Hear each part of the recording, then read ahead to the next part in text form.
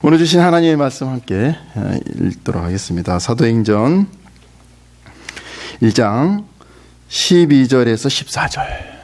사도행전 1장 12절에서 14절 말씀입니다.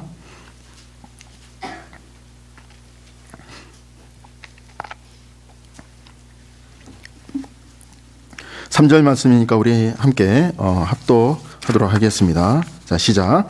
제자들이 감람원이라 하는 산으로부터 예루살렘에 돌아오니 이 산은 예루살렘에 가서 가까워 안식일에 가기 알맞은 길이라.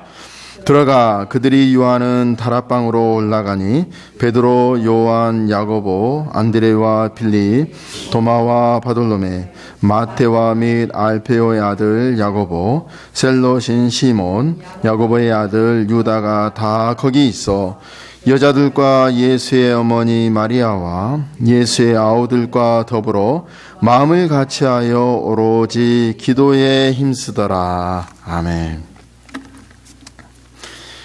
예수를 믿고 또 예수님의 제자로서 또 예수님의 증인으로서 어떻게 살아야 하는가, 이것은 우리들이 항상 고민하는 문제인 것 같습니다. 여러 가지 고민하는 문제도 많지만 정말 예수를 잘 믿고 싶고 이왕 예수를 믿으면 예수님이 원하는 그런 삶을 살고 싶고 또 사도행전에서 말하는 예수의 그 증인으로서 정말 멋지게 한번 살아보고자 하는 게 우리의 똑같은 소망인 것 같아요.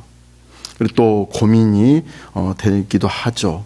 그래서 오늘 이 본문을 통해서 그러면 이 예수의 증인이 되기 위해서 우리 하나님이 증인된 자로서 어떻게 만들어 가시는가, 또 우리는 예수의 증인으로서 산다면 과연 어떠한 삶을 살아야 예수의 증인된 삶을 사는 것인가를 한번 이 본문 말씀을 통해서 한번 이렇게 알아보고자 합니다.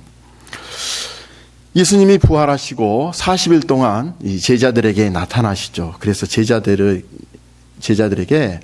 하나님 나라가 무엇인가 열심히 가르쳐 주시고 그 하나님 나라의 일을 잘 감당하기 위해서 너희들이 성령의 권능을 받아야 된다, 그렇게 말씀하십니다. 그러면서 절대로 예루살렘을 떠나지 말라 이렇게 이야기하시죠. 그리고 성령의 권능을 받아 예수의 증인이 되리라고 이게 말씀을 하시고 제자들이 보는 앞에서 하늘로 이렇게 이제 이렇게 가십니다.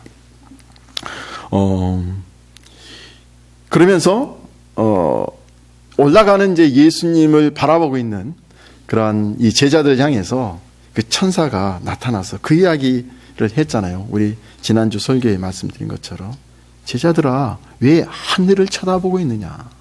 그 말은 너희가 지금 당장 해야 될 일은 하늘만 바라보고 원망하거나 불평하거나 또 아쉬워하는 게 아니다는 거죠. 지금 당장 예수님이 명령하신 것처럼 예루살렘에서 떠나지 말고 거기서 약속하신 성령을 기다리라. 지금 너희들이 할 일이 바로 그것이다, 이런 말을 합니다.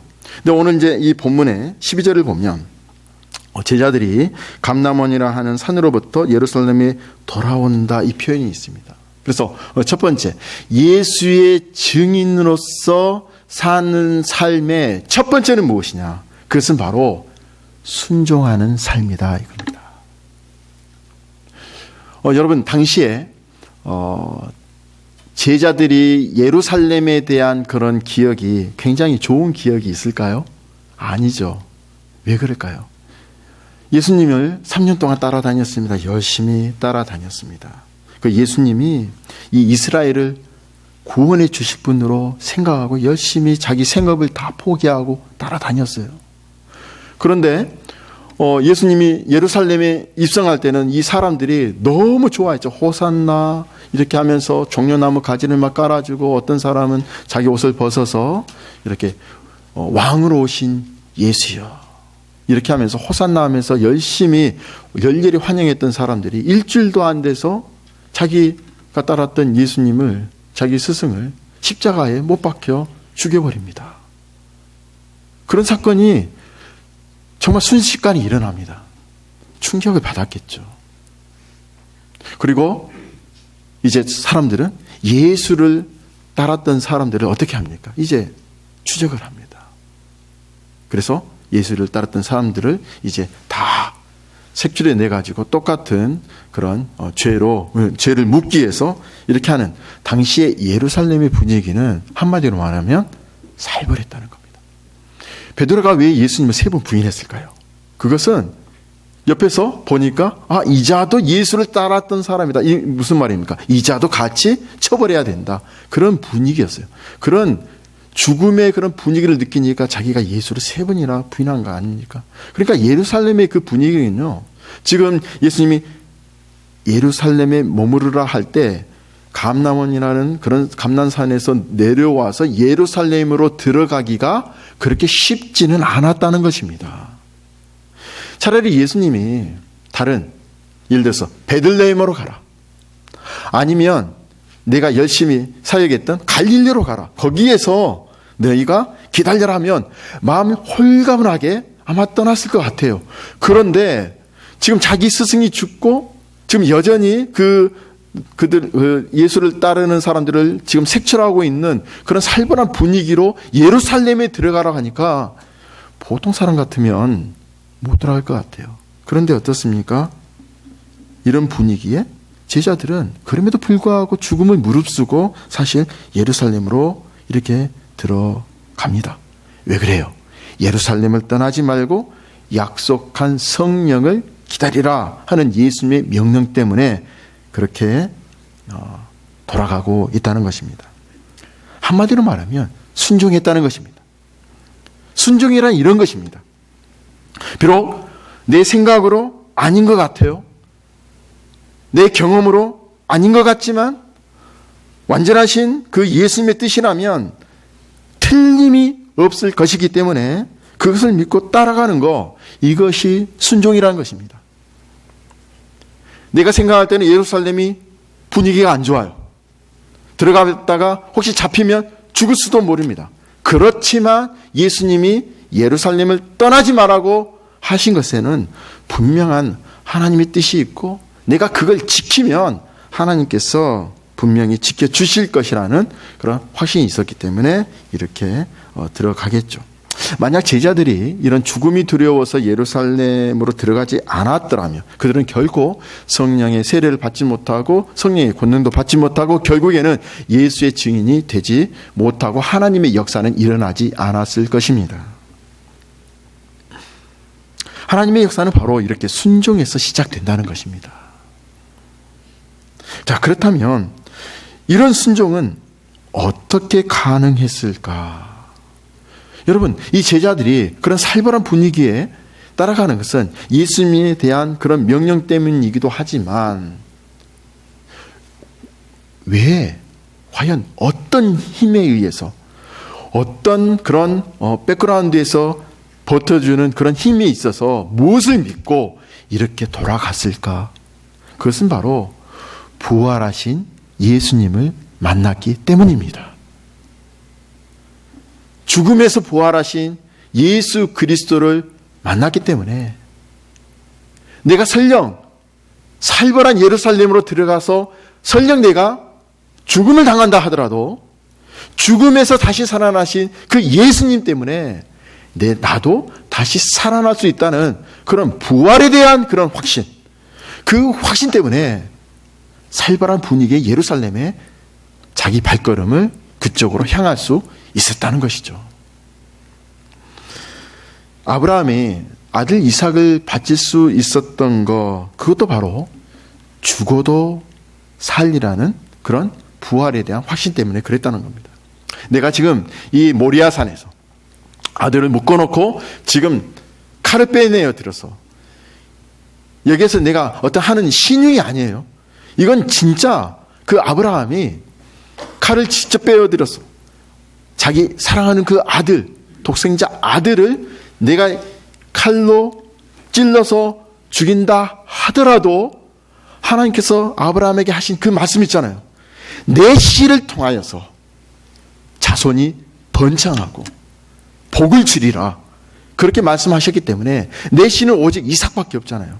그래서 이 이삭을 내가 죽인다 하더라도 우리 하나님은 약속의 하나님이시기 때문에 이삭을 다시 살릴 수 있다는 부활의 확신이 있었기 때문에 자기 아들을 정말 온 마음 다해서 하나님께 바칠 수 있었다는 것입니다. 그래서 히브리서 기자는 히브리서에 이렇게 기록하고 있어요. 아브라함은 시험을 받을 때 믿음으로 이삭을 드렸다. 이렇게 되어 있어요. 어떤 믿음입니까? 부활에 대한 믿음입니다. 이런 부활에 대한 믿음으로 아들을 드릴 수 있었다는 것입니다. 그래서 순종은 어디에서 나오느냐? 바로 이런 부활에 대한 확신, 부활에 대한 믿음, 말씀에 대한 확신에서 나온다는 것입니다. 순종은 나의 노력으로 나온 게 아니에요. 나의 힘으로 되는 게 아닙니다. 말씀에 대한 믿음과 말씀에 대한 확신에서 나온다는 것입니다. 여러분, 이러한 하나님의 말씀에 대한 확신이 있다면 여러분은 순종하실 겁니다. 예수 그리스도에 대한 그런 부활에 대한 확신을 믿고 나도 죽어도 부활한다는 그런 확신이 있다면 여러분들은 이 하나님의 말씀을 순종할 수 있을 것입니다. 그리고 우리가 이 순종에 대한 가장 좋은 예는 누구에서 우리가 얻을 수 있냐면 성경에 많은 사람들이 순종한 사람들이 많이 있습니다. 그 중에서도 예수님을 능가할 사람은 없겠죠. 그래서 우리가 예수님이 어떻게 사셨는가, 예수님이 어떤 모습을 보여줬는가 우리가 잘 보면 순종하는 모습은 바로 저거였구나. 내가 저렇게 한다면 순종할 수 있겠구나 하는 것을 우리가 볼 수 있을 것 같아요. 예수님만큼 하나님께 불평하지 않고 순종하신 분은 없잖아요. 십자가에서 죽으신 것은 왜 죽으셨습니까? 하나님의 뜻에 순종하셨기 때문에 죽으셨습니다.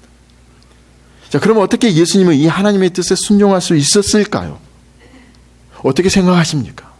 왜 예수님은 하나님이신데도 불구하고 자기가 마음대로 하실 수 있는 하나님인데도 불구하고 성부 하나님의 그런 뜻에 순종할 수 있었을까요? 그것은 셀프 디나이얼입니다. 자기 부인입니다. 자기 부인이 있었기 때문에 그렇게 가능했다는 것입니다. 그러면 자기 부인이라는 것은 한마디로 무슨 일일까요? 자신의 일을 생각하는 것보다 우리 하나님의 일을 생각하는 것. 이것이 셀프 디나이얼입니다. 이것이 자기 부인입니다. 자신의 생각을 앞서기보다는 늘 항상 하나님의 뜻을 먼저 구하는 것. 이것이 자기 부인이에요. 그러니까 예수님 생애 자체가 자기 부인된 삶 자체였습니다. 예수님이 그것을 보여주셨습니다. 그래서 요한복음 6장 38절에 예수님이 이렇게 말씀하셨죠. 내가 하늘에서 내려온 것은 내 뜻을 행하려 함이 아니요 나를 보내신 이의 뜻을 행하려 함이니라. 예수님이 이렇게 말씀하셨어요. 그러니까 예수님이 이 땅에 오신 목적은 자기의 생각을 이루려고 온 게 아니라 오직 하나님의 뜻을 이루려고 오셨다고 이렇게 분명히 말씀하신 겁니다. 여기서 할 수 있는 게 무엇입니까? 자기 부인이란 무엇이죠? 사람의 뜻을 이루는 것보다 하나님의 뜻을 이루는 것이라는 것이죠. 자신의 생각을 내세우기보다 하나님의 뜻을 먼저 생각하는 자세, 이게 셀프 디나이얼이 있는 사람의 모습이란 겁니다. 그래서 자기 부인이 없는 사람은 자신의 생각이 항상 하나님의 생각보다 앞섭니다. 자신의 생각이 하나님의 생각보다 앞서기 때문에 보통 이런 사람들은 하나님에 대해서 원망을 합니다. 왜요? 내 뜻대로 안 되기 때문에. 하나님, 도대체 나를 사랑하신다면서요. 그런데 왜 지금 제가 기도하고 원하는 것을 들어주지 않으세요? 항상 자기 생각을 먼저 앞선 겁니다. 제자들이 자기 생각이 앞섰더라면 아무리 예수님이 예루살렘 떠나지 말라는 그런 명령이 있다 하더라도 자기 생각이 앞섰더라면 어떤 말을 할까요? 예수님, 꼭 예루살렘에 있어야 합니까? 예루살렘이 얼마나 위험한 줄 아세요? 예루살렘보다 저기 예수님이 태어나신 베들레헴이 얼마나 좋습니까? 상징적으로도 좋지 않습니까? 아니면 예수님이 열심히 사역하셨던 갈릴리 어떻습니까? 거기에는 예수님을 호의적으로 생각하는 사람들이 많습니다. 그러니까 저희들을 차라리 예루살렘이 아니라 갈릴리에서 기다리라고 하면 어떻습니까? 이게 바로 자기 부인이 안 된 사람의 모습이란 겁니다. 여러분, 요즘은 어떤 모습으로 사세요? 예수님의 제자라고 이렇게 하면서 항상 내 뜻을 우선순위에 두고 내 생각을 먼저 앞서고 그게 안 되면 하나님을 원망하거나 하나님이 나를 사랑하지 않는가 하는 어떤 불신을 가지고 있지는 않습니까? 하나님은 그런 우리를 원하지 않는다는 것입니다. 하나님이 원하시는 것은 항상 너희의 생각보다 하나님의 뜻을 먼저 생각하는 것을 하나님이 원하신다는 거죠. 그렇게 할 때 자기 부인의 삶을 사는 것이고 그렇게 살아가는 사람은 결국은 하나님의 뜻을 늘 항상 쫓기 때문에 순종하게 되어 있다는 것입니다. 자기 부인하는 삶과 자기를 부인하지 않는 사람의 가장 큰 차이점은 무엇일까요? 먼저 찾는 게 무엇이냐? 그게 차이입니다. 나는 항상 찾는 게 하나님의 뜻이냐? 아니면 나의 생각과 나의 뜻이냐? 이게 자기를 부인하는 사람과 자기를 부인하지 않는 사람의 가장 큰 차이점이란 것입니다. 날마다 자기를 부인하는 삶을 사는 사람의 모습은 어떨까요? 하나님의 뜻이 자신을 통해서 이루어지기를 갈망하기 때문에 순간마다 자기 자신을 향해서는 NO 이렇게 합니다. 반면에 하나님을 향해서는 무조건 YES. 이런 자세로 살아가는 것입니다. 자신의 생각을 죽이는 것입니다. 하나님의 말씀만 옳다라고 인정하고 성경에 나와 있는 이 하나님의 말씀이 진리임을 믿고 그것을 따라서 자기가 손해보더라도 자기가 마음을 끌리지 않더라도 그래도 순종하며 나아가는 것, 이것이 날마다 자기를 부인하며 사는 사람의 성도의 모습이라는 겁니다. 그러니까 얼마나 힘들겠어요. 늘 항상 자기 육신과 하나님의 뜻이 늘 항상 싸우니까 얼마나 힘들겠어요. 여러분들이 요즘 신앙생활 하면서 내가 이런 힘든 과정이 없다면 둘 중에 하나입니다. 완전히 성화되었든지 아니면 나는 여전히 자기 부인을 하지 않고 내 뜻대로 살아가는 삶이든지. 그러나 늘 항상 내적인 나의 육신의 모습과 하나님의 뜻이 늘 항상 경쟁하면서 싸우기 때문에 늘 항상 기도의 자리로 나올 수밖에 없는 그런 여러분들의 모습이라면 여러분들은 지금 현재 자기 부인을 하고 있는 삶이라고 볼 수가 있을 것입니다. 아무리 좋고 선한 일 같아도 하나님의 뜻에 위배될 수도 있다고 생각하는 것, 그래서 자기를 부인하는 게 중요하다는 겁니다. 또한 날마다 자기를 부인하며 사는 사람은 하나님의 뜻을 이루려고 살기 때문에 자신이 인생의 주인공이 아니라 이 하나님이 자신 인생의 주인공으로 모시고 살 수 있다는 것입니다. 그래서 예수님이 자신의 마음과 생각 그리고 모든 삶까지도 지배할 수 있도록 자기를 내어드립니다. 이런 자세로 살기 때문에 진정한 예수님의 제자가 될 수 있다는 것이죠. 날마다 자기를 부인하며 사는 사람은 하나님의 뜻이 먼저이기 때문에 항상 하나님과 그 하나님의 나라에 대한 것을 우선순위에 두려고 늘 항상 노력을 합니다. 따라서 지속적으로 자기 부인하는 삶이란 무슨 삶입니까? 지속적으로 하나님께 순종하는 삶이란 것입니다. 그래서 순종은 어디에서부터 시작할까요? 순종은 어디에서부터 나올까요? 바로 자기 부인에서부터 나오게 된다는 겁니다. 그래서 예수의 증인이 된다는 것은 자기를 부인한다는 겁니다. 여러분은 예수의 증인으로 살기를 원하십니까? 그것은 순종하는 삶인데 순종은 자기 부인에서 나온다는 것. 자기를 부인하는 사람이 예수의 증인으로 사는 삶이라는 것입니다. 그래서 예수님은 마태복음 16장 24절에 이렇게 말씀하셨어요. 누구든지 나를 따라오려거든 자기를 부인하고 자기 십자가를 지고 나를 따를 것이니라. 이렇게 말씀하셨어요. 그래서 예수를 따르고 증인되기 위해서는 먼저 자기를 부인하는 것이 필요하고 자기를 부인하게 될 때 비로소 순종하게 된다는 것입니다. 제자들이 이 예수님의 그 말씀에 순종해서 예루살렘으로 돌아올 수 있었던 것은 바로 예수의 증인이 되리라는 그 약속의 말씀에 따라 이제 그 육신의 자신을 버리고 부정하고 부인하는 자기 부인에서 비롯된 것임을 우리가 알 수가 있습니다. 여러분 증인 되기를 원하십니까? 그러면 자기를 부인하십시오. 그리고 자기를 부인하게 되면 자연스럽게 따라오는 게 순종입니다. 순종하는 그런 삶으로서 여러분의 증인, 예수의 증인 되기를 주의 이름으로 축원합니다. 두 번째, 예수의 증인 되기 위한 두 번째는 오늘 14절에 나와 있습니다. 우리 14절을 다시 한번 우리 함께 읽을까요? 자, 시작.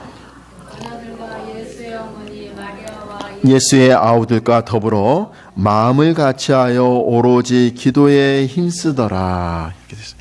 마음을 같이하여 오직 기도에 힘쓰는 자세가 예수의 증인된 그런 사람의 모습입니다.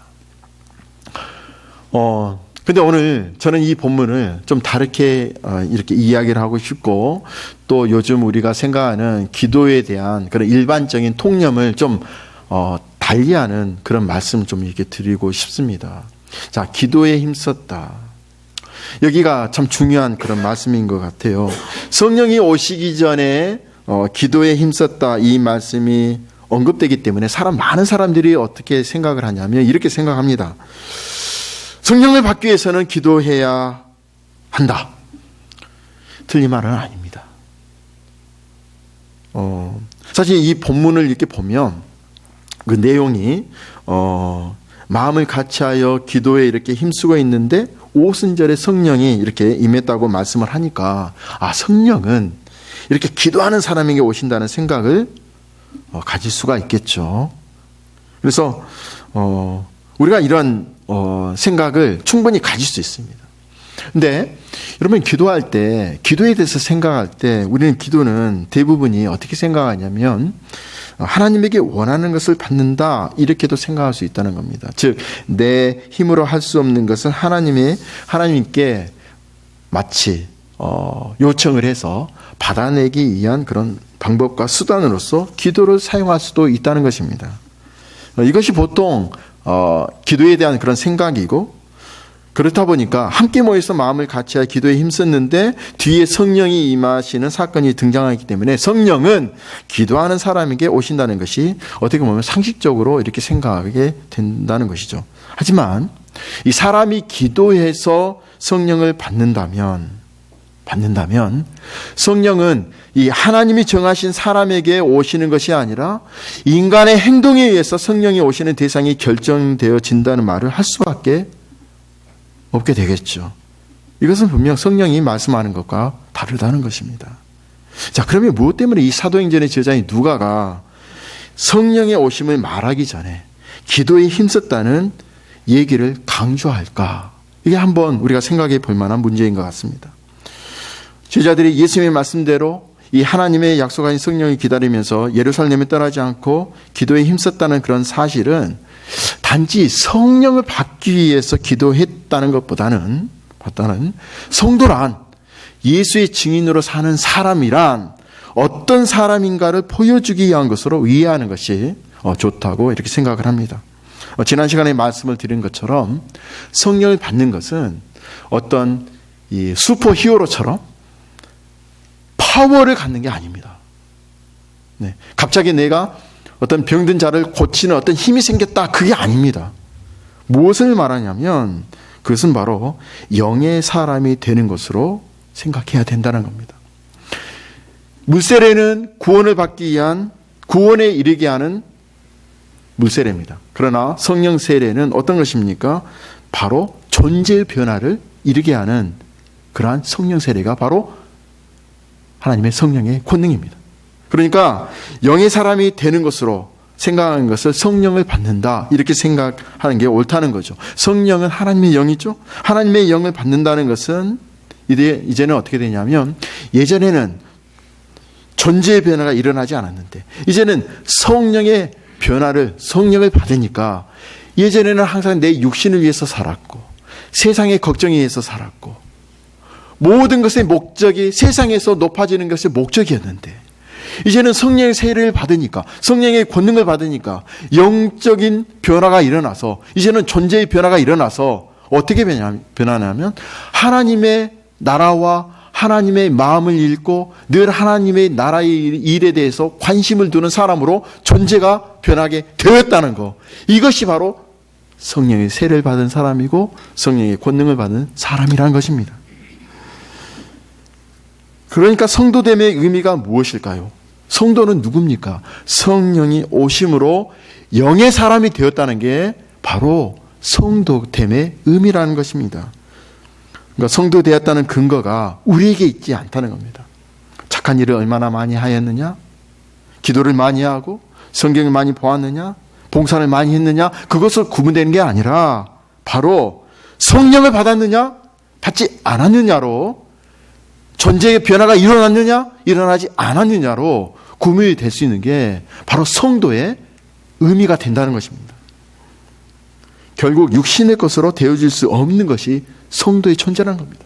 여러분들이 성도, 세인트, 이 말 굉장히 중요한 말입니다. 굉장히 이게 우리에게 너무나도 감동적인 말입니다. 그냥 성도 하니까 예수를 믿는 사람 이것으로 끝나는 게 아니라 성도는 하나님의 영으로 존재의 변화가 일어난 사람들. 여기 앉으신 여러분들이 존재의 변화가 일어났어요. 놀랍게 존재 변화가 일어난 사람들입니다. 그러니까 우리가 여기에 대한 아이덴티티를 갖고 좀 자부심을 갖고 우리가 살아야 될 필요성이 있습니다. 그러나 나의 노력으로 된 게 아니라 하나님의 은혜로 되었다는 것. 이것에 대해서 늘 항상 감사함으로 이 존재의 변화를 일으켜 주신 우리 하나님께 늘 이렇게 감사하는 존재가 바로 우리라는 것이죠. 자, 이렇게 볼 때 성령을 받기까지 예루살렘을 떠나지 말라고 말씀하시는 그 예수님의 마음을 읽을 수 있지 않습니까? 왜 그러냐면 영의 사람이 되게 하기 위해서 성령을 보내셔서 성령 세례를 임하게 하시고 성령의 권능을 받게 하셔서 이제 그 성령의 권능을 받은 사람을 세상에 내보내셔서 예수의 증인으로 삼으시겠다는 그 예수님의 마음이 우리가 이제 이해가 된다는 것입니다. 그래서 성령이 오시기 전에 예루살렘에서 모여서 기도에 힘썼다는 것은 무엇을 말하냐면 자신들에게 맡겨진 일은 자기들의 육신의 힘으로는 이뤄낼 수 없는 이름을 깨달았다는 것입니다. 예수님이 40일 동안 하나님 나라가 이런 것이다. 앞으로 너희가 이 일을 위해서 예수의 증인이 되어야 한다. 이런 말을 할 때 예수님의 그 제자들은 무엇을 느꼈냐면 절대로 육신의 힘으로 지금 내 힘으로 그 일을 할 수 없다. 그래서 기도에 힘썼던 이유는 하나님 나는 육신의 내 힘으로는 할 수가 없습니다. 그러니까 하나님이 하셔야 됩니다. 이런 자세로 함께 모여 합심하여 기도했다는 것이죠. 이렇게 볼 때 성령이 오시기 전에 기도에 힘썼다는 것을 언급한 이유를 우리가 능히 알 수가 있겠죠. 기도는 우리가 원하는 것을 받아내는 것이 아닙니다. 이것은 기도에 대해서 크게 오해한 것입니다. 마치 하나님을 우상처럼 섬기는 것과 똑같습니다. 우리가 알아야 될 것은 하나님은 하나님의 자기의 뜻을 세우시고 그 계획대로 하나님이 일하신 것입니다. 우리 성도는 단지 그 일에 부름을 받을 뿐입니다. 따라서 우리 성도는 하나님의 그 계획과 하나님이 원하시는 그 뜻에 순종하기 위해서 부름받는 것이지 우리가 원하는 것을 이루는 사람으로 세워진 것이 아니란 것입니다. 이런 의미에서 기도는 우리가 상식처럼 생각하는 것과는 정반대가 되겠죠. 내가 원하는 것을 이루는 것이 아니라 하나님이 원하시는 뜻에 나를 맡기는 것이 기도라는 겁니다. 그래서 기도는 우리의 힘을 포기하는 것, 우리의 힘을 빼는 것, 이것이 기도예요. 제자들이 모여서 함께 모여 합심해서 기도한 그것이 이제 상상이 가십니까? 그들은요, 주시옵소서, 이거 안 주시면 안 됩니다. 이렇게 기도하지 않았어요. 그때 모여서 기도한 건 주님, 우리의 힘으로는 못합니다. 계속해서 자기들의 힘을 빼는 겁니다. 내 육신으로서 나타나지 않게 하여 주시옵소서. 자기 힘을 빼는 겁니다. 당시에 마가다락방에서 모였던 성도들은 그런 기도였던 것 같아요. 우리는 할 수 없다. 서로 보면서 베드로, 너는 수지자였지만 너는 할 수 있냐? 아니야. 너도 할 수 없어. 우리도 할 수 없어. 우리 힘으로 할 수 없어. 그런 이야기들을 나누고 서로 쉐어하고 그래서 하나님의 권능을 받기 위해서 기도했다는 것이죠. 내 힘으로 할 수 없으니 하나님이 해 주십시오 라는 거 기도 아닙니다. 하나님의 힘을 빌어서 자기 일을 이루려고 하는 게 아닙니다. 어떻게 하는 게 기도냐? 나는 하나님에 의해서 존재합니다. 하나님의 뜻으로 사는 자입니다 라고 고백하는 게 기도하는 사람의 자세라는 겁니다. 그래서 기도는 자신을 부인하는 시간이라고 볼 수가 있겠죠. 예수의 증인이 되기를 원하십니까? 그러면 아까 하나님께서 우리에게 원하시는 자기 부인을 원하셨죠. 자기를 부인하면 순종하게 되어 있다겠죠. 자기를 부인하니까 이제 어떻게 됩니까? 기도하게 되어 있다는 겁니다. 그래서 여러분, 예수의 증인으로 사는 게 가장 기본이 뭡니까? 자기 부인이에요. 자기 부인하니까 순종이 따라오고, 늘 자기를 부인하니까 기도하게 되어 있어요. 성도는 기도의 사람입니다. 성도가 기도의 사람이라는 것은 기도를 하는 사람이라는 뜻이 아니라, 기도의 사람이란 세상 것으로 존재하지 않는 사람이란 것입니다. 하나님, 제가 이 세상에서 어떤 것을 누린다 한들 내가 이것으로 존재하는 게 아닙니다. 육신의 것으로 자신을 드러내는 사람이 기도하는 사람이 아닙니다. 기도의 사람은 자신의 힘으로 할 수 없음을 알고 늘 항상 자신의 무능함을 하나님 앞에 내어놓고 간절히 무릎을 꿇는 사람이 기도하는 사람입니다. 그래서 기도하는 사람은요, 겸손하게 되어 있어요. 아직도 여러분, 무엇 때문에 겸손하지 않으십니까? 혹시 교만에 빠져 있습니까? 여러분, 사업이 너무 잘 돼서 교만에 빠져 있나요? 아니면 여러분들이 자녀들이 너무 잘나서 교만에 빠져 있나요? 아니면 다른 것 때문에 교만에 빠져 있습니까? 여러분은 그것에 빠져 있다면 그것은 기도하는 사람의 모습이 아니란 겁니다. 기도하는 사람은 겸손하게 되어 있어요. 예수의 증인으로 사는 사람은 겸손하게 되어 있다는 겁니다. 왜요? 기도하기 때문에. 왜요? 자기를 부인하기 때문에. 그래서 이 오늘 읽으신 이 본문 말씀은 초대교회 성도들이 열심히 기도했기 때문에 이런 환난과 핍박도 이기면서 위대한 일을 해낼 수 있었다, 이런 의미로 이해하는 게 아닙니다. 성도는 세상과 다른 사람으로 존재합니다. 다르다는 것은 아까 말씀드린 대로 세상 것으로 자기 일을 이루는 사람이 아니란 것입니다. 그런데 세상 것을 얻기 위해서 기도를 하고 있고, 그것을 위해서 우리가 기도의 시간을 채우고 있다면 세상 사람과 다를 바가 없다는 겁니다. 성도가 기도의 사람으로 존재하는 것은 자기 힘과 세상 것을 의지하지 않고 있음을 말하고 있는 것입니다. 성령을 주시는 것도 성도는 바로 이런 사람이기 때문에 성령을 주십니다. 자기 힘이 아닌 영으로 사는 사람이기 때문에 성령이 오시는 것입니다. 그렇기 때문에 그러므로 성령이 오기까지 예루살렘으로 돌아가서 거기서 기다리라고 하신 이 말씀이나 예루살렘에서 마음을 같이하여 기도에 힘썼다는 이 말씀은 모두가 세상에서 그리스도의 증인으로 존재할 성도가 어떤 사람인가를 증거하기 위한 것으로 우리는 이해할 수 있을 것입니다. 성령이 오시는 것은 우리를 예수님이 가신 길로 가도록 하기 위해서 오셨습니다. 주님이 하신 일을 할 사람으로 세워진 것입니다. 주님이 하신 일이 무엇입니까? 그것은 세상에서 자신을 내세운 것이 아니라 오히려 하나님의 뜻을 위해서 세상에서 자신을 포기하는 그것이었습니다. 그래서 성도는 이러한 주님을 증거할 자로 부름을 입은 것입니다. 그렇기 때문에 이 일에 있어서 장애물은 무엇일까요? 그것은 바로 우리 자신입니다.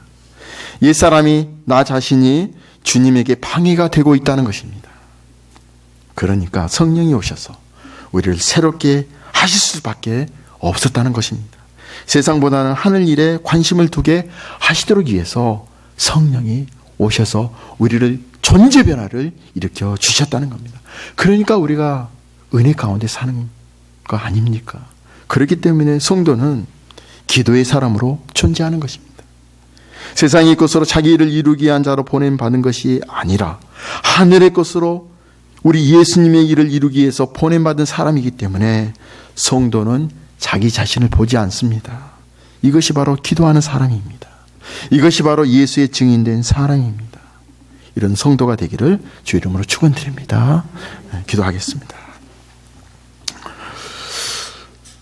부활에 대한 확신과 자신을 부정함으로 순종케 하여 주시고 내 자신으로는 아무것도 할 수 없음을 알고 겸손하게 힘써 기도하는 예수 그리스도의 증인 되게 하여 주시옵소서. 예수 그리스도 이름으로 기도드립니다. 아멘.